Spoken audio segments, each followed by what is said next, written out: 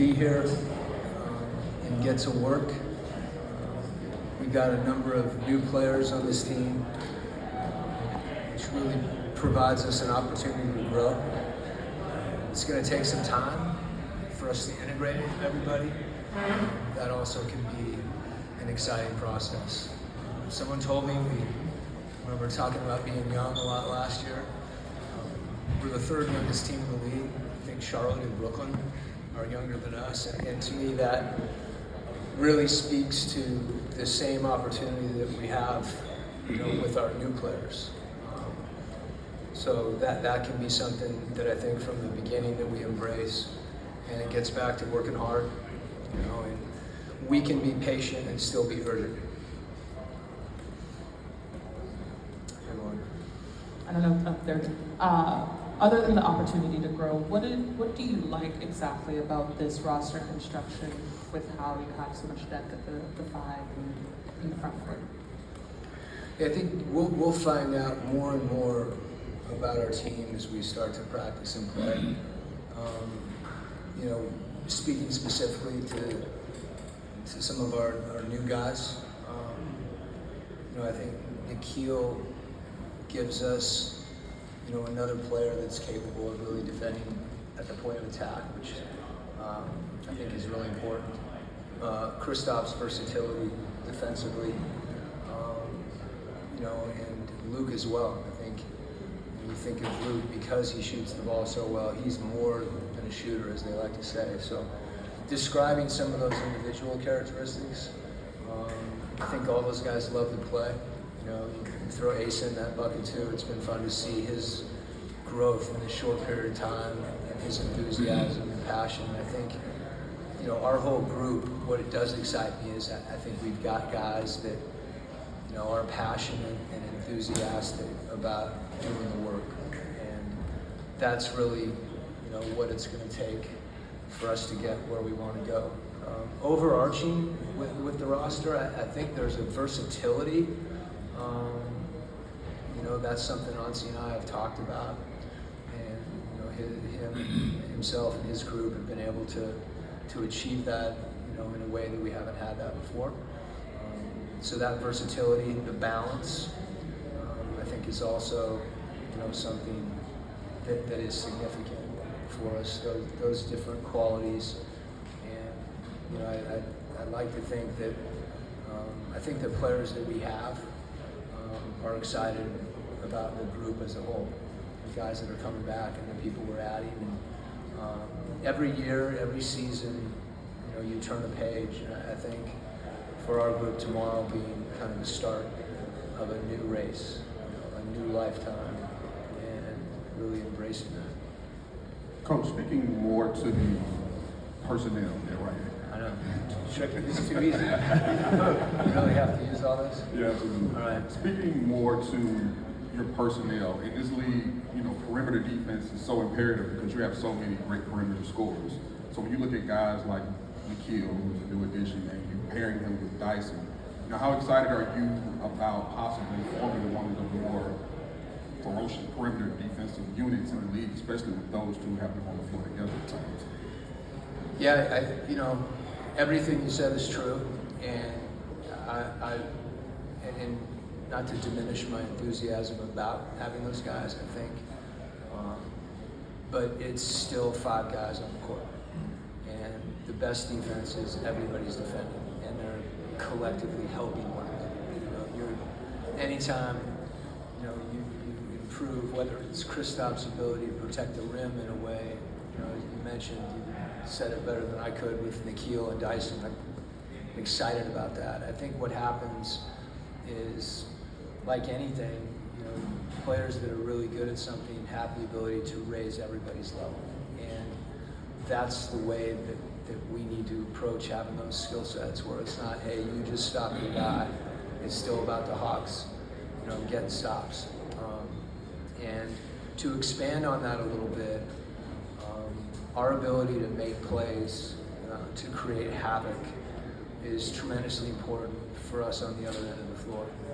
And that's, I think, our style of play. Any team's style of play should reflect their strengths and give you an opportunity to maximize your personnel. So part of maximizing, Nikhil and Dyson, other guys, being able to make plays and, take a one-on-one matchup is us, having an opportunity to make a team pay at the other end. And that goes to pace. It's little things. We didn't do a great job of converting last year, and we need to be better at that.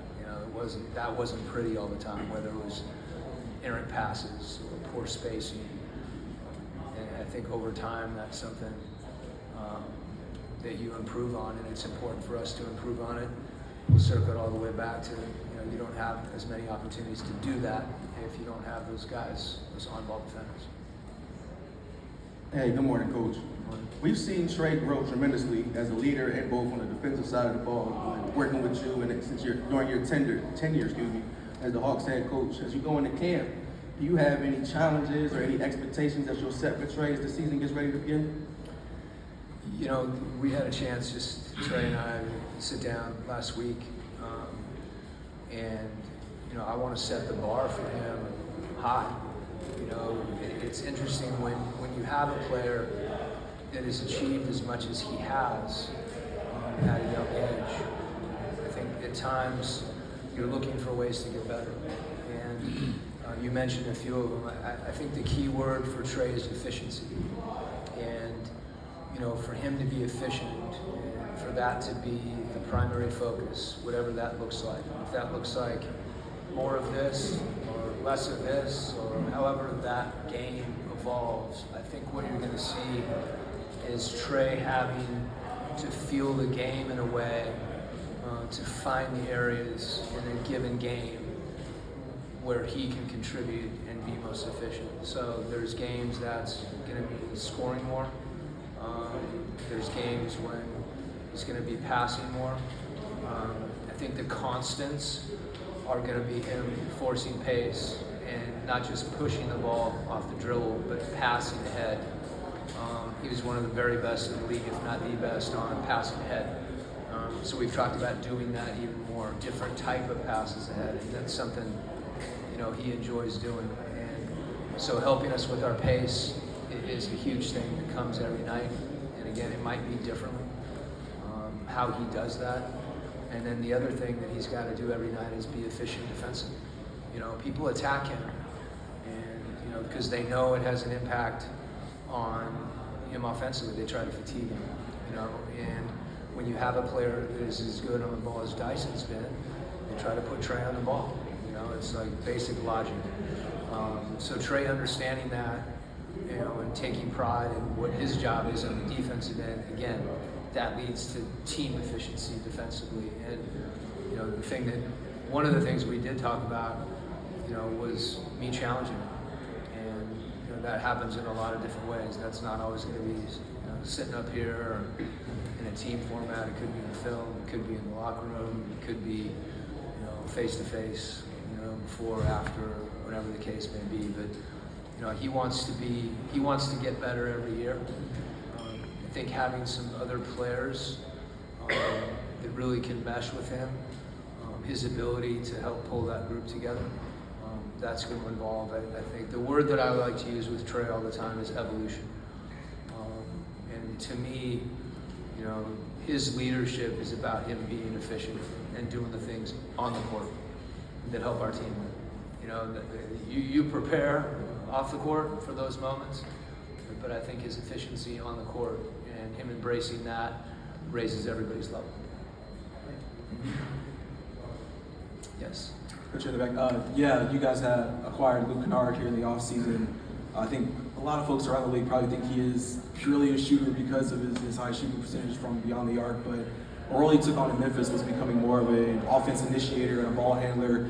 Just wondering how much you envision him being kind of a ball handler and offense initiator apart from Trey, maybe less of just a spot-up shooter like many people probably still think he is. Yeah, I guess I see him as much more than that. The only thing that I've mentioned to him, and some of it is half joking, but I think he got the message, is I just want him to make sure he's taking them. I think the volume for him, and he'll get more of that, I think those opportunities, whether they can come in transition and pick and roll, off the ball, on the ball, because when you're that good at something and you're unique, you force the defense to adjust to you.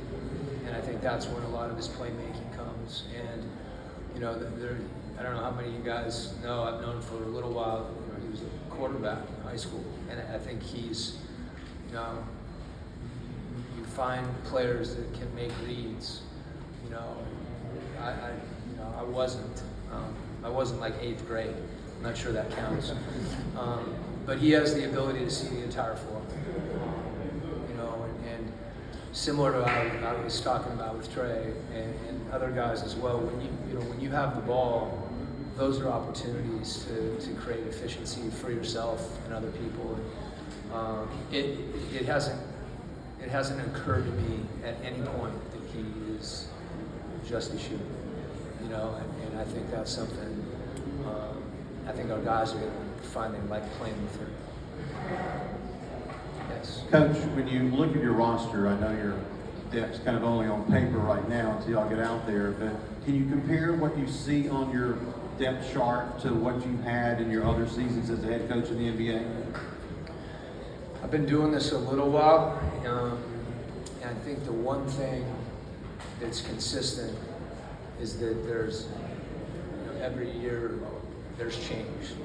And I think in this case, it kind of feeds in itself. It's a little bit of a circular kind of analysis, and I think the versatility that we have is unique. You know, that may be, if I were to think back about some of the teams I've had, both here or previously, feel like we've got a lot of versatility. We have some multiple position players. We have a lot of combinations. You know, Onyeka and Kristaps, I think, can be really good together. You look at Nikhil and Dyson together. Like, you start building out those, you know, potential combinations. You know, I think Trey is clearly, you know, we're not going to be playing Trey power forward, so to speak, in a matchup situation. So, but his versatility is defined differently. It's a versatility of how he plays. So that's the first thing. And, you know, honestly, his group did a terrific job of understanding that this summer and bringing players in that have the ability to mesh like that. And I think the other thing is balance. You know, we've got some balance across our roster, and, you know, I say balance, you know, depth as well. Some of our younger guys that actually had opportunities last year because of all the injuries, you know, had a chance to get better. And, you know, where those players fit into a rotation, you know, we haven't started practicing yet. I think the biggest challenge with that is, you know, the balance between having continuity and having change, you know, on a game-to-game basis.